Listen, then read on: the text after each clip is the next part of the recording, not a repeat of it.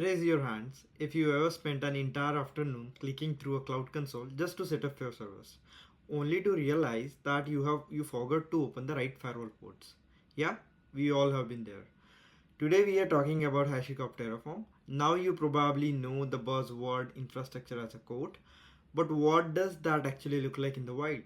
Is it just for making virtual machines? No.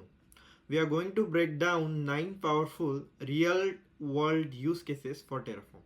From managing the multi-cloud chaos to creating a self-service vending machines for your developers. By the end of this video, you will understand why this tool is standard for modern infrastructure. Grab a coffee and let's automate everything. And let me open the webpage for Terraform use cases here. First up, let's talk about the big one, multi-cloud deployment. Here's the reality. Reliance on single cloud provider is scary.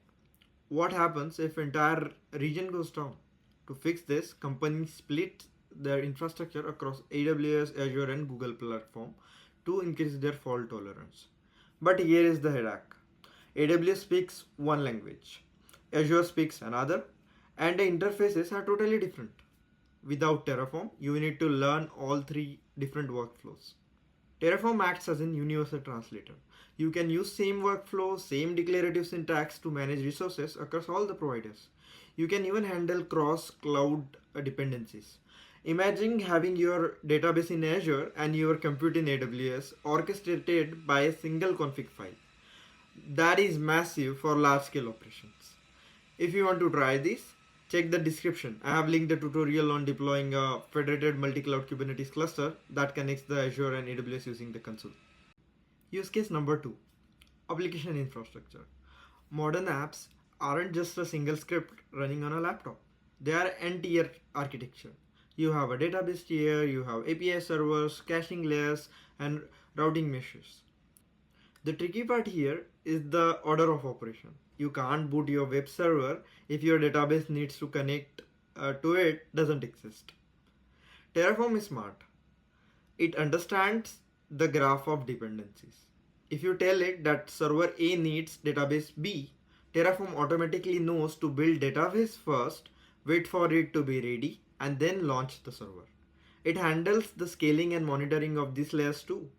For hands-on example, check out the blue-green deployment tutorial link below where you can learn more about swapping the environment safely without downtime. Okay, let's talk about office politics. If you are on a centralized ops system, you probably hate tickets. You get some requests 5 times a day. Can I have a dev server? Can I have a staging bucket? With Terraform, you can stop being a bottleneck and start building self-service clusters. You can create a module. Think of it as a template that defines what a standard compliant server look like for your company. You give that module to your product team. Now they can use that module to deploy their own infrastructure. They get speed and you get peace of mind knowing that they'll be following the rules. Pro tip, if you use Terraform Cloud, you can even look up this to ServiceNow. Our developer files a ticket and Terraform automatically builds the infrastructure, no manual work required. Use case number 4, policy compliance.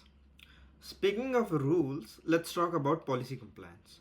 We have all heard that horror stories of junior developer accidentally spinning up massive servers that costs $5,000 an hour, or someone leaving an S3 bucket open to the public. Terraform pairs with a tool called as Sentinel. This is policy as a code. Before Terraform actually builds anything, Sentinel checks the plan. It asks questions like, is this server too expensive? Is this region allowed? If the answer is no, the deployment is blocked automatically. So no more manual code reviews for basic compliance. It's automated governance. Use case number 5 is about PaaS, which is platform as a service. Let's say you are using Heroku. It's great for hosting the app, but app is rarely just the code. You need a DNS record. You need a CDN like Cloudflare. You need an email provider and so on. You could click through Heroku dashboard and then log into GoDaddy.com, then log into Cloudflare, or you could just codify it all. Terraform isn't just raw servers. It has providers for Heroku, Cloudflare, DNS simple. You can write one file that says spin up this Heroku app, point to this DNS, and then put Cloudflare in front of it. Boom, done. Now, let's get a little technical with software defined networking or SDN. Historically, networking was the slowest part of IT. Developer would deploy an app in minutes and then wait for 3 days for the network team to open port on the firewall. Terraform can automate this by integrating with the tools like Console. When a new service comes online, Console sees this and triggers a Terraform. Terraform then talks with your SDN like ACI or NSX and automatically reconfigures the network to allow the traffic. This removes the human bottleneck from networking.